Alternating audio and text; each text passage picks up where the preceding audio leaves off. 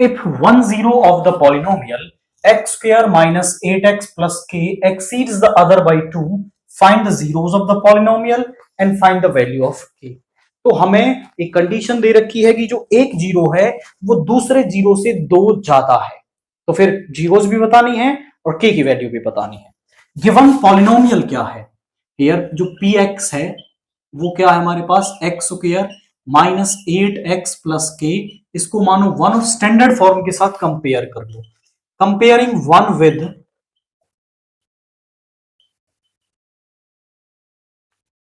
px is equal to ax square plus bx plus में c।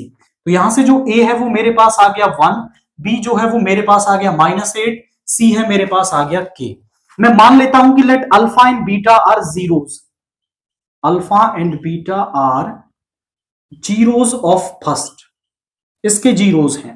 तो alpha plus beta जो होता है सम ऑफ जीरोस वो होता है माइनस का b अपॉन ए, यानी माइनस ऑफ -8/1, ये आ गया 8। प्रोडक्ट ऑफ जीरोस होता है c अपॉन ए, यानी k अपॉन में 1 इज इक्वल टू में k। इसको मान लो सेकंड, इसको मान लो थर्ड।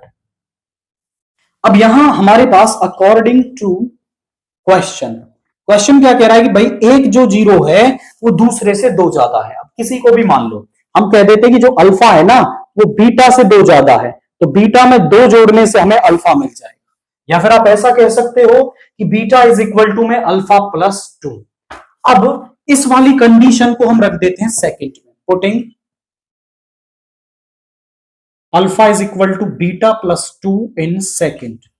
तो यहां पे क्या आ जाएगा, बीटा प्लस 2 प्लस में बीटा इज इक्वल टू 8, इस 2 को इधर ले आओ, 2 beta is equal to 8 minus 2 यानी 6, 2 डिवाइड में आएगा 3, so beta is equal to 3।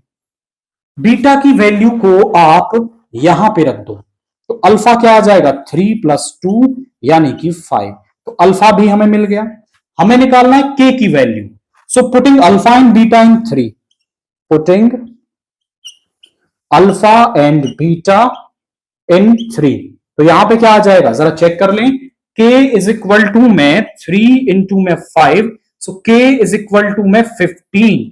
तो जो k की वैल्यू है वो मेरे पास यहां पे 15 आ रही है। यहां से आप देखें हमने किया कैसे है, हमने स्टैंडर्ड फॉर्म के साथ कंपेयर कर लिया, एबीसी निकाली, product of zeros and sum of zeros निकाल दिया, फिर जो कंडीशन दे रखी थी उसे पुट किया, अल्फा बीटा मिले, पुट करके के की वैल्यू भी हमें यहां पर मिल गई।